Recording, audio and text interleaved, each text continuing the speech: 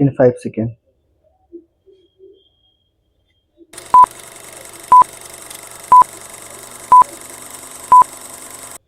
Madam Deputy Chairman, the main question for consideration of this House is whatever the increase in the passenger fares and in the freights that has been proposed by the Railway Minister should have the support of this House or not. I have been listening with some interest to the speeches so far made, and they are all unanimous on one point, namely that there should be no increase, particularly so far as the second class passengers are concerned. What we have to decide at present is that those friends who have emphasized their opposition to this levy have also said that in view of our developing economy,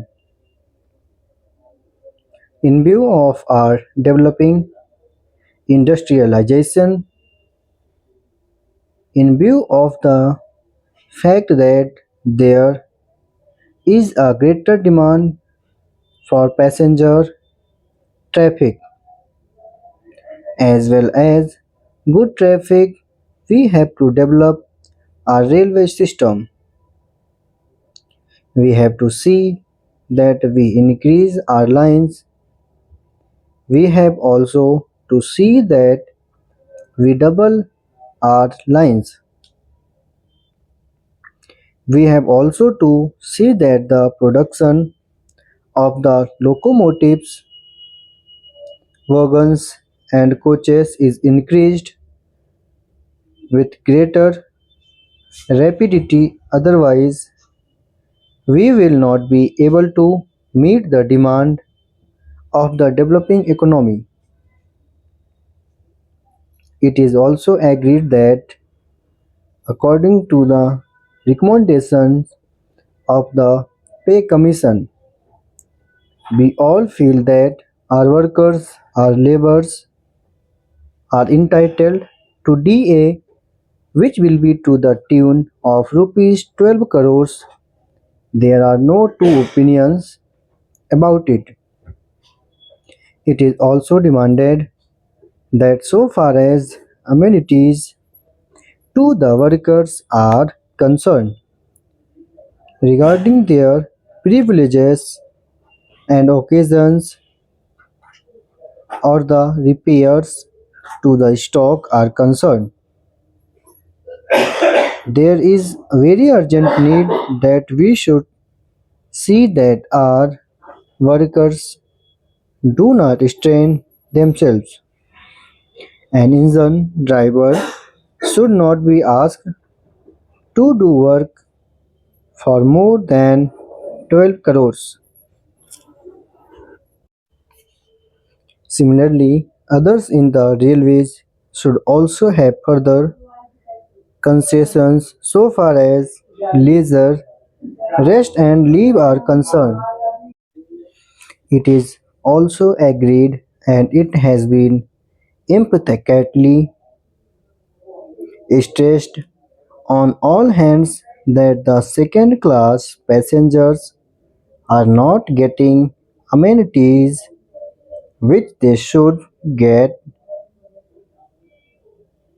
The greater portion of the income comes from the second class passengers, and the position is that they are not getting their dues by, by way of rest and comfort which are necessary for them.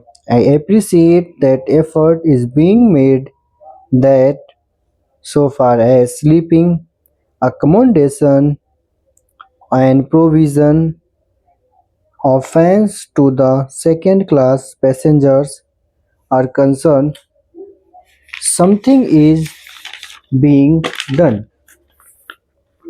But This does not touch even the fringe of the problem, and when we see the second class passengers huddled together like cattle, not even having sufficient air to breathe in, we feel that there is something seriously wrong with our railway administration.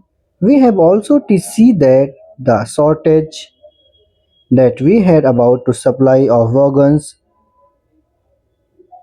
to the coal mines and to our steel industry is not there.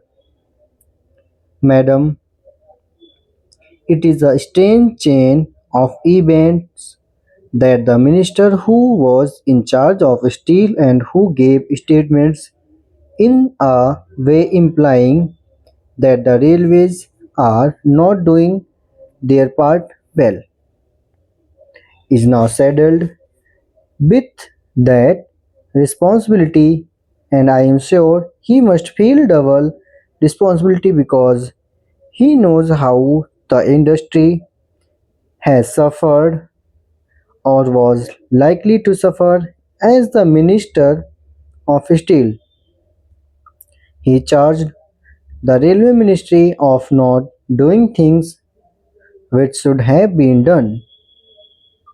So now these are the problems that we have to meet, and the question arises how to meet them. I quite understand that there could be some economy affected in administration. I could also understand that by tightening the administration and seeing that there is not much of ticketless travel, we could improve the position. I could also understand that by taking effective measure regarding the new responsibility which Parliament has placed on the soldiers of the railway department, namely the liability of a common career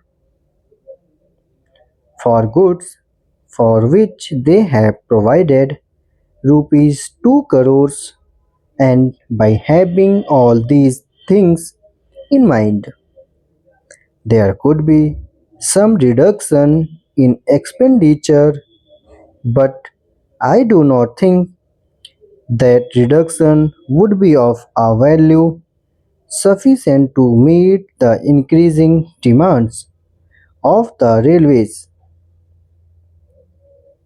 That is the problem. It is true that it will be hard to increase any fare. It would be hard to increase any freight. We do realize and we do appreciate it, and as representatives of the people, we do feel every day that our people are being taxed more and more.